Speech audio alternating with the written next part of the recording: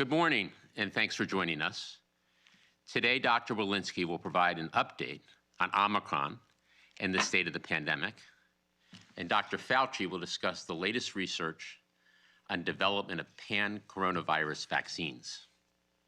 First, I'll provide a brief operational update. We have more tools widely available for the American people than ever before. Vaccines and booster shots, convenient testing options, free high-quality masks, and effective treatments. We remain laser-focused on deploying these tools to help protect people and to keep schools and businesses open. Vaccines remain our single most powerful tool. And just this week, we hit important milestones. 70% of eligible seniors, those most at risk and most vulnerable, have now gotten their booster shot, and half of all eligible adults are now boosted. This is significant progress.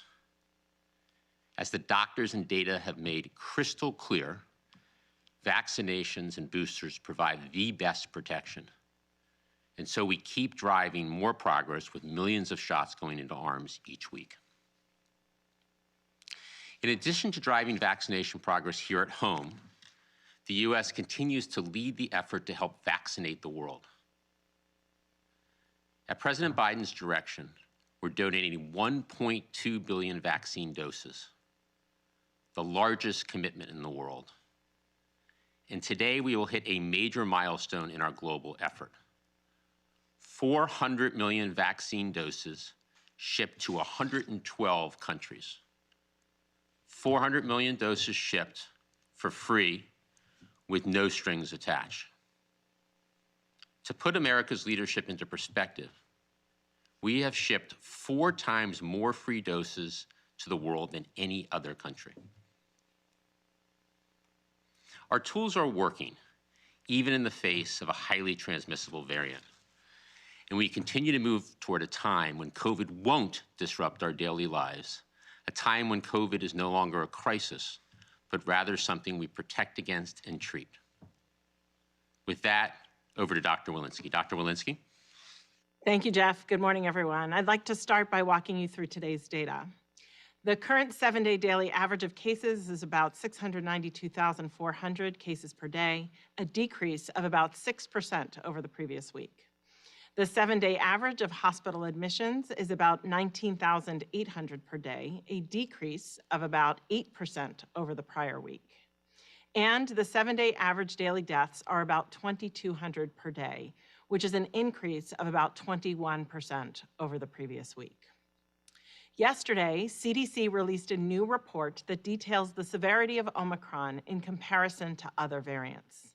Similar to our prior report, these data demonstrate that COVID-19 disease severity appears to be lower with the Omicron variant than with prior variants.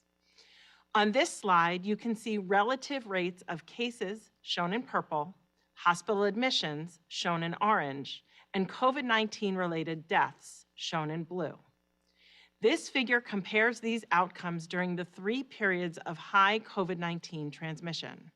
The peak last winter is shown in the green shaded section, when vaccination rates were low and cases, hospitalizations, and deaths were high. The peak during the summer months was when the Delta variant was dominant, is in yellow shaded area, when nearly 50% of the country had been vaccinated with a primary series. And the third shaded section in orange represents the past month, when cases dramatically increased due to the Omicron variant. Right now, nearly 64% of the country has received a primary series, and about 50% of eligible people over 18 are boosted. When you look at the Delta period and last winter, as cases increased, hospitalizations and deaths increased in a similar pattern. Strikingly, when we compare the past month, when Omicron was the predominant variant, we see a clear separation between cases, hospital admissions, and deaths. And while cases have dramatically increased and are 5 times higher than they were during the Delta wave, hospitalizations have not increased at the same rate, and deaths remain low in comparison to the case counts.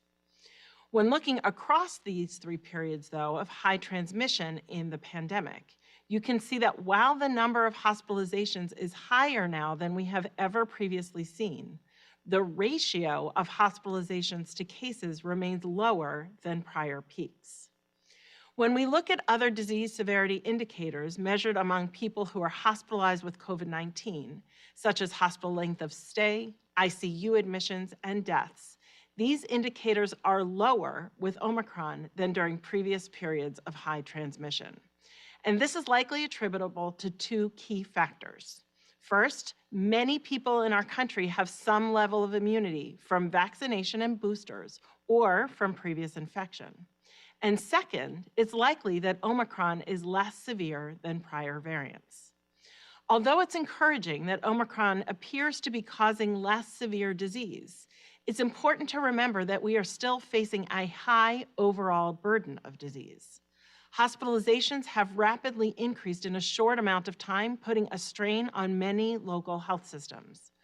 Importantly, milder does not mean mild, and we cannot look past the strain on our health systems and substantial number of deaths, nearly 2,200 a day, as a result of the extremely transmissible Omicron variant. Please remember the importance of our prevention measures, including vaccination and boosters. Last week, I highlighted 3 publications that described the effectiveness of booster doses in protecting against the Omicron variant.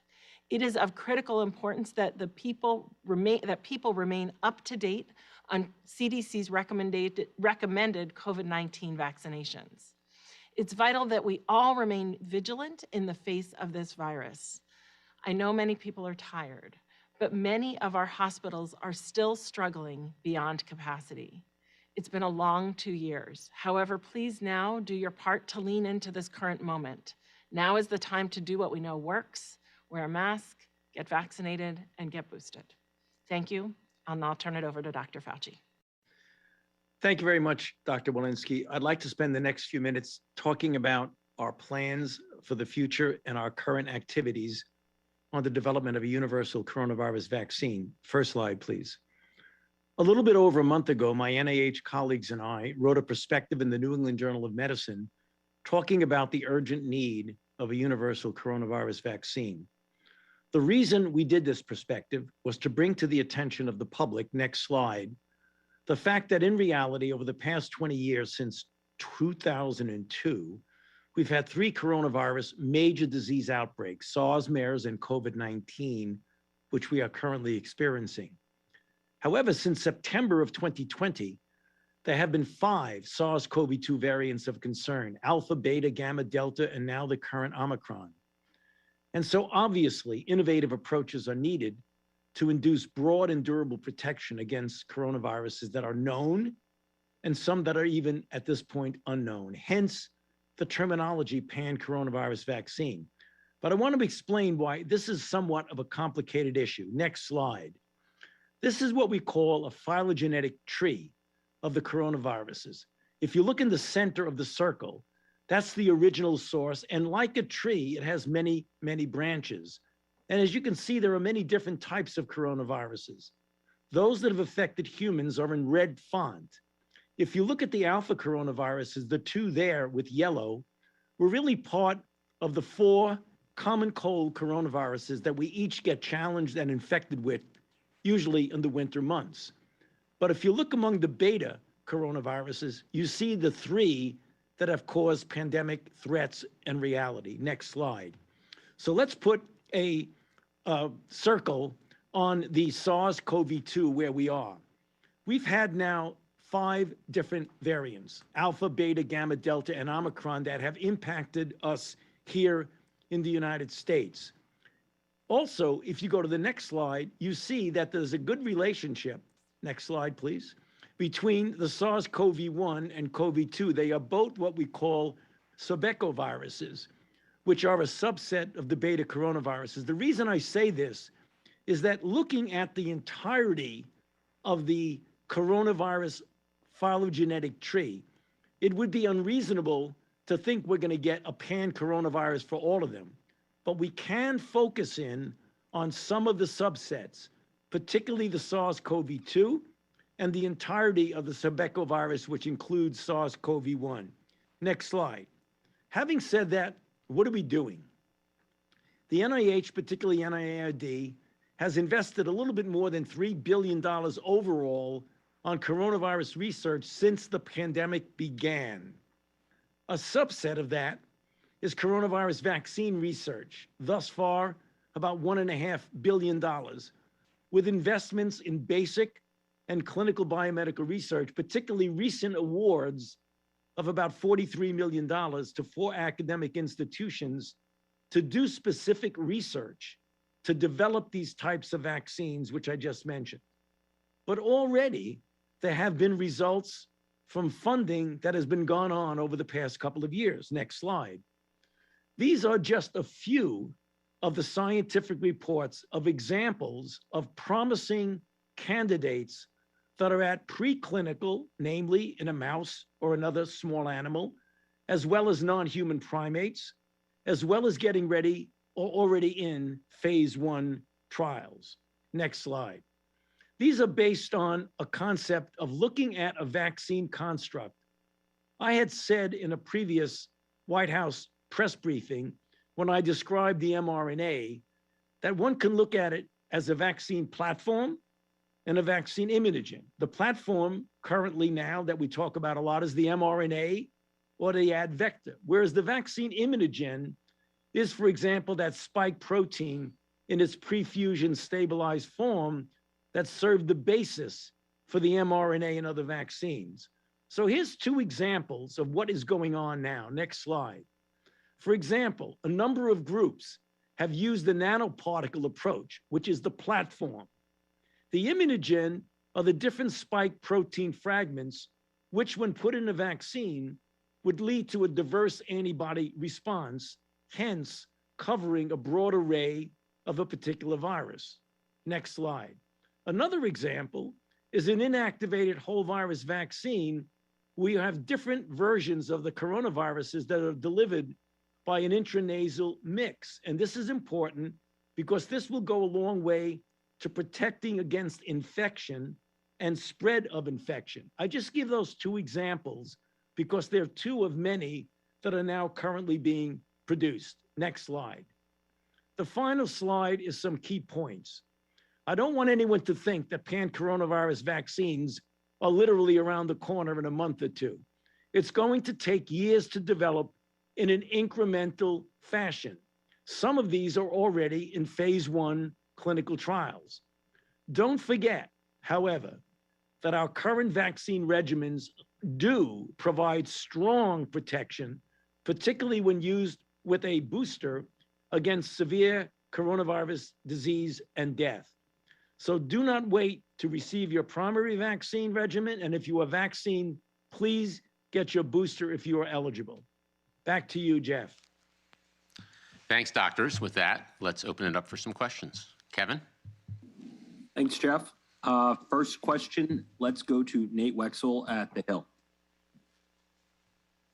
Hi, thanks for taking my question. Wondering about tests. Is there any effort underway at the administration to get Medicare to cover some of these tests, reimbursement like private insurance is doing right now? Thanks for the question. Yes, on Medicare, the program, as you know, already covers lab-based tests, and CMS over at HHS is exploring the best way to provide more testing options to Medicare beneficiaries. I want to emphasize that currently Medicare beneficiaries can get free tests. There are 20,000 free testing sites around the country, including at over 10,000 local pharmacies and other local convenient locations. HHS is actually providing 50 million free tests, free at-home tests, to community health centers and Medicare certified health clinics. And as you know, the website is up and running for free tests for all Americans. So yes, the answer to your question is the program already does cover lab tests, and I mentioned the other convenient places for Medicare beneficiaries to get tested, and CMS is exploring the best way to provide more testing options to Medicare beneficiaries. Next question. Let's go to Victoria Knight at Kaiser Health News. Hey, thanks, Kevin. Thanks for taking my question. So a couple of questions about the specifics of the N95 mask distribution program. So when are these masks going to arrive in the community health centers? How many of the 400 million from the Strategic National Stockpile are going to community health centers? And then why are these masks not being shipped directly in the mail with the rapid test kits that are being sent in the mail via the U.S. Postal Service? Good, thank you. So last Wednesday, a week ago, we launched the program to make 400 million N95 masks available. This is the largest deployment of PPE, personal protective equipment, in U.S. history. We just determined that the fastest way to get masks out was through the channels that we use for vaccines, including community health centers and local pharmacies. We've already shipped masks out, and we're beginning to see people pick up these high-quality masks at locations across the country. They came online at several locations across the country through retailers like Hy-Vee, Walmart, and Meijer last Friday, so just 48 hours after we announced the program. So the program's off to a very fast start. I think the decision to use those channels to get masks out immediately is the right decision. Across the next couple of weeks, the program will hit full strength, so Americans will be able to pick up free masks, as I said earlier, at tens of thousands of convenient sites, including, as you mentioned, community health centers around the country and local pharmacies. Next question. Let's go to Tamara Keith at NPR. Thank you for taking the question. At the top of the briefing, you talked about moving to a place where COVID won't disrupt our lives and it won't be a crisis. And I wanted to get you to tease out that messaging a little bit more. What does that look like? How do we get there? And relatedly, what's the status of delivery of the antiviral pills from Pfizer? How soon are you expecting to have those tens of millions of pills? Okay, why don't I have Dr. Fauci start on the first, and then I will talk about the delivery of the Pfizer pills. Dr. Fauci? Yeah, thank you very much for that question. Yes, well, people ask that all the time. What is an acceptable situation with regard to SARS-CoV-2 and COVID-19, and in this case, Omicron, that we are willing to live with in the sense of not having it disrupt our lives? Well, first of all, the important point to make is that we are not there right now. As Dr. Walensky said, when you have over 2,000 deaths, 150,000 hospitalizations, and you have people who are now getting infected to the tune of somewhere around 700,000 a day, we're not there yet. Where we want to be is that sufficient control, and control we mean not eradication like we did with smallpox, that's unreasonable, not necessarily elimination like we've done with polio and with measles by mass vaccination campaigns, but a level of control that does not disrupt us in society, does not dominate our lives, does not prevent us to do the things that we generally do under normal existence. That would be a level of infection, but more importantly, concentrating on the severity of disease, hospitalizations and deaths that fall within the category of what we generally accept. We don't like it, but we accept it with other respiratory viruses, RSV, paraflu, and even influenza. And if the degree of immunity in the general community population, either through infection plus boosting, either vaccine plus boosting, or just vaccine alone, those are the things that will hopefully get us to the point when we have antivirals to be able to treat people who are at high risk, that we no longer are in a situation of threat to our equanimity, threat to our economy, the threat to allow us to live a normal life. We believe we can get there because we have the tools with vaccines, with boosts, with masks, with tests, and with antivirals. That's what we talk about when we get to the point where we can, quote, live with the virus. But as Dr. Walensky emphasized, that is not where we are at this point. So we still have a way to go.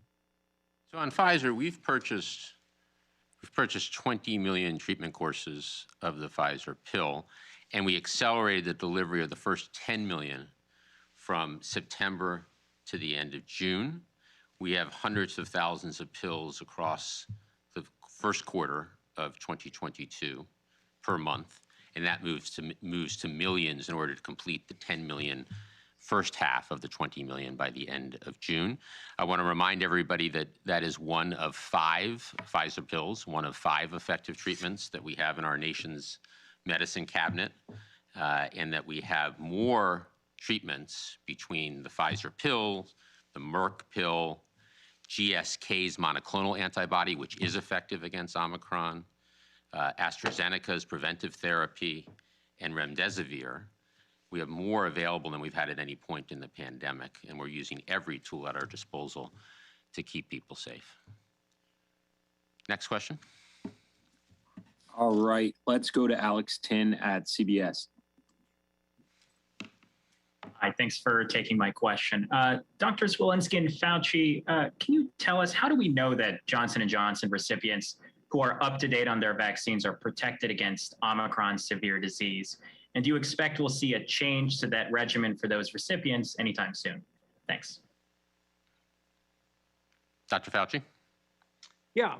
Well, I mean, if you look at the data that we're getting on vaccinations and boosters, it is very, very clear. I mean, obviously, we have a lot more data in this country on mRNA vaccines, either the Pfizer or the Moderna, than we do on J&J. But there's no reason to believe, given the parallel protection that we have seen with J&J that is boosted, or the mRNAs that are boosted, as well as the mix and match, which have been done, where you can vaccinate with one platform and boost with the other. We have found very interestingly that it works quite well, that they do boost each other rather well. So in that regard, we feel that the situation that we're seeing with the mRNAs is really quite parallel with the boosted J&J, not the first dose, but the boosted J&J.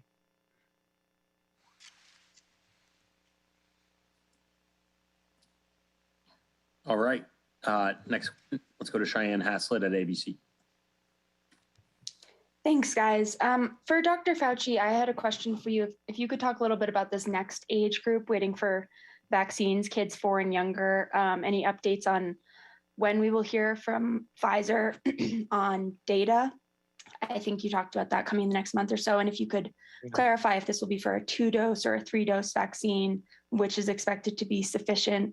And then on Paxlovid, do you think the rollout to patients is going well, or are there things the government could be doing to make it easier to obtain? Well, I'll answer the first question and then turf to Jeff to answer the second question. With regard to the clinical trials that are being done in children from 6 months to 24 months and from 24 months through 4 years, as you probably know, the original data that was done was determine if the doses that were given to those children reached what we call non-inferiority with a more adult or adolescent population. And the original data that was put forth, it looked like the dose and the regimen for the children who were 6 months to 24 months worked well, but it turned out that the other dose, namely the other group from 24 months to 4 years, did not yet reach the level of non-inferiority. So the studies are continued. It looks like it will be a 3-dose regimen. I don't think we can predict when we will see an EUA with that, because the company is still putting the data before the FDA, and I certainly don't want to get ahead of the FDA because I'm not privy to the data, and even if I were, I wouldn't want to anticipate what the FDA would do. I think we just need to be patient and know one thing for sure, that that's why the system works, because the FDA is very scrupulous in their ability and in their effort to make sure that before something gets approved for people at any age, including and especially children, because of the special vulnerability of the children, that when these vaccines become available for children at those age, we can be certain that they will be safe and that they will be effective. Bottom line, I can't give you a timetable on that. We'll just have to wait and see. So on the pills distribution, first of all, the FDA and NIH have provided guidelines on which patients should be eligible first for those pills. And then 85% of the pills have been distributed to the states, the same way we distribute vaccines, for them to then put the pills in the most important places within their states at local hospitals and health systems and other caregivers. And 15% is going directly to community health centers around the country, so that we're making sure that we're reaching those who are harder to reach in more vulnerable locations, and that our response is fair and equitable. I think it's important to note that as soon as we get monoclonal treatments or pills, we distribute them out to the states so that they can get to patients as quickly as possible. Next question. Let's go to Josh Wingrove at Bloomberg. Hi there. Thank you very much. Jeff, you said last week you might have an update this week on how many orders have been placed for those tests. I'm wondering if you perhaps have that. And for Drs. Fauci and Walensky, I was hoping twofold. Number one, do you know why we're seeing the cases fall as much as we are, as quickly as we are, particularly in these big urban settings? Is it that we assume everyone was, or many people were more or less exposed and it's running out of people to expose to, or did people just clamp down on their behavior? And forgive me for adding on, last night, Tucker Carlson's show advised viewers to stop using mRNA shots entirely, and I wondered if you wanted to respond to that. That show, of course, has a pretty significant viewership, and that's a message that was sent out last night. Thank you. Okay, Josh, I think that was 3 questions. Let me go first. And as we said last week, we will have an initial report on orders by the end of this week, so that will be coming. We've seen strong demand, and the website has worked very well, taking in orders quickly and efficiently. Importantly, already tens of millions of tests have gone out the door and are arriving, and many have arrived at people's mailboxes and doors. So we look forward to getting more and more Americans free tests directly at their doorstep in the days and weeks ahead. Dr. Walensky, do you want to take the second question on the steepness of the decline? And then Dr. Fauci, if you want to make any comments on mRNA vaccines. Happy to. Thanks, Josh. So, the shape of the increase, the slope of the increase, and the steepness of decline is what has been mirrored in other countries as well. South Africa and UK have seen similar trends. I think it's a combination of what you commented on. First, that people are behaving differently in the context of Omicron. Many are, masking up. Many are doing more distancing than they had before while we're in the middle of this surge. I also think that there's a large component of people who are vaccinated, people who are getting boosted, and some who have been previously infected now, many who have been previously infected now, either with Omicron itself or with prior variants where they have some enduring protection.